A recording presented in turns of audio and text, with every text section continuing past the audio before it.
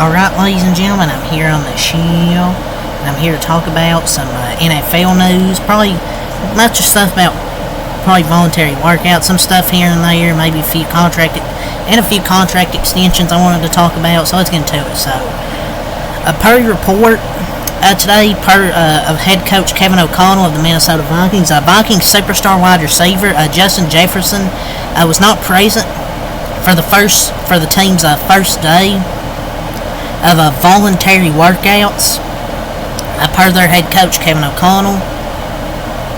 It's voluntary workouts. I wouldn't take too much into this, but leaders usually show up to them, and they all go unless there are money issues. But I feel like he hasn't attended them since like 2020. Aaron Rodgers infamously never attended them either. Plenty of players don't because they prefer their personal trainers. And I'm not gonna say once so bad just because he isn't at a voluntary workout. I don't think he was last year either.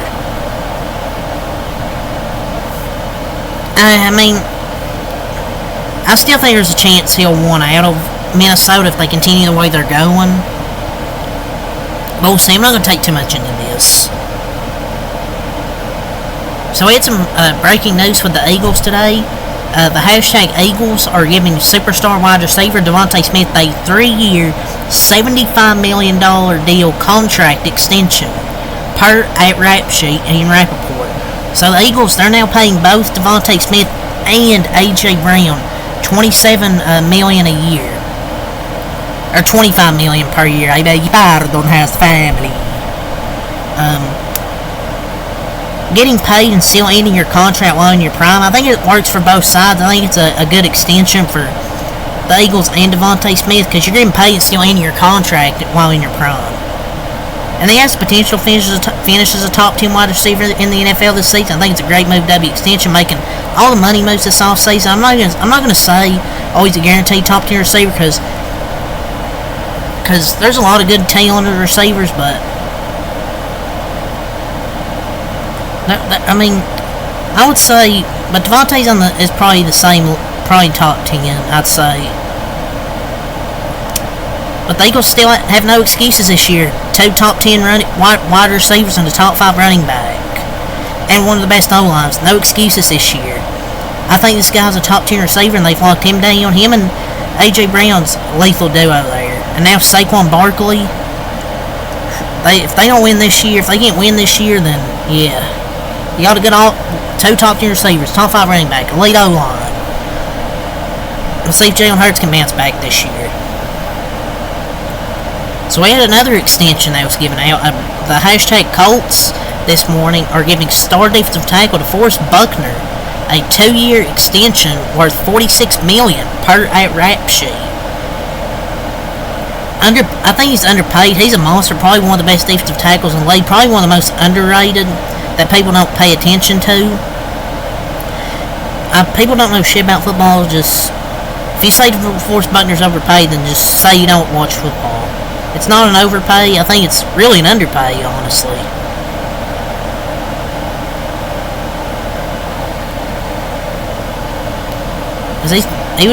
He had a good season last year. Just not many people are paying attention to him. So we have 2 topics to talk about with T. Higgins. Bengals star wide receiver T. Higgins in an interview via Sharcliffe and My Sports Update. The star receiver T. Higgins says he's expecting to be in Cincinnati this season, not expecting a trade or anything. I think as he should be. He's getting paid $21.8 million fully guaranteed. I'm not sure. I don't know what you'd be crying over. I don't think you got bullied by the organization into staying. You're getting paid $21 million a year. I don't think you're getting bullied by the organization into staying. And he'll be their wide receiver. Still be their wide receiver too this year. And then follow-up report by Jay Fowler, ESPN.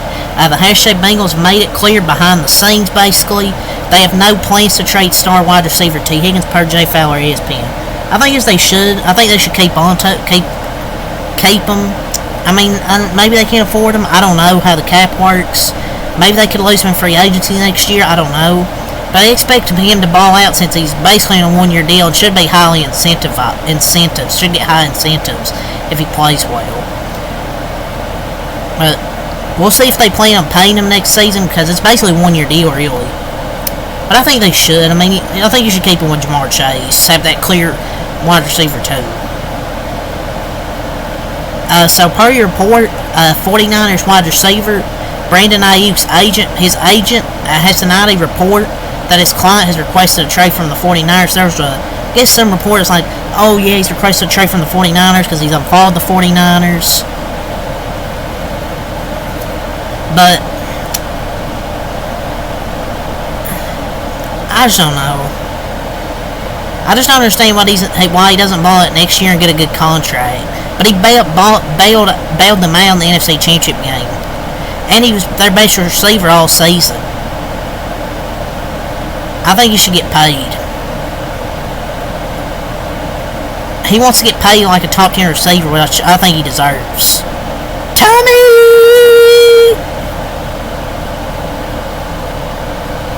That's just my opinion. I think he deserves to get paid what he should. CeeDee Lamb was not present at the Cowboys voluntary season workouts. I don't think this means anything. Like I said with Justin Jefferson, they're voluntary workouts. Washington quarterback Michael Penix Jr. is set to have dinner with the Patriots brass and coaches tonight in Foxborough. They have some top 30 visit tomorrow, sources say, and New England continue to do all the QB homework. He's going to go in the first. I mean, I feel like he can sneak into the first round. One of the Bucs veterans on the D-line, Will Golston, is returning, so he's coming back to the team. J.J. McCarthy is finishing his 2-day visit with the Patriots today. He had a 2-day visit, around a top 30 visit. Round up basically the top 30 visits. And some more top 30 visits. Bama cornerback Terrion Arnold, who has been on a world tour, is at the Titans. Penn State DN Chop Robinson's at the Bears today. Commanders tomorrow. Western Kentucky wide receiver Malachi Corley, which he's really become pretty underrated. Low-key could be a rise during this draft. Is at the Saints now and then the Seahawks later this week. Chop Robinson's going to be the most underrated player of this draft. He's an athletic freak. Some more Texans running back. Jonathan Brooks is visiting the Chiefs today. Kentucky linebacker Trevin Walsh is visiting the Bucs today and tomorrow. Watched him. He's a freak athlete. And so he's visiting the Bucs today and tomorrow, 2-day visit. And Tavondre Swift, Texans DT, is visiting the Broncos and Chiefs this week. Oh, yes. Drunk driver. Tavondre Swift. Wonder how Jonathan Brooks' knee is doing. Because remember he tore that ACL.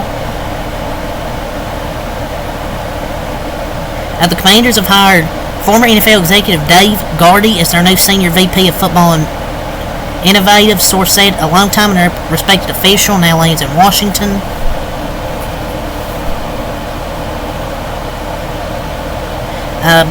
Alabama edge Dallas Turner is visiting the Cardinals on Monday and Tuesday, a 2-day visit, and then the Chargers on Tuesday and Wednesday. The last day top 30 visits are allowed, likely to draft top edge rusher and top 10 pick.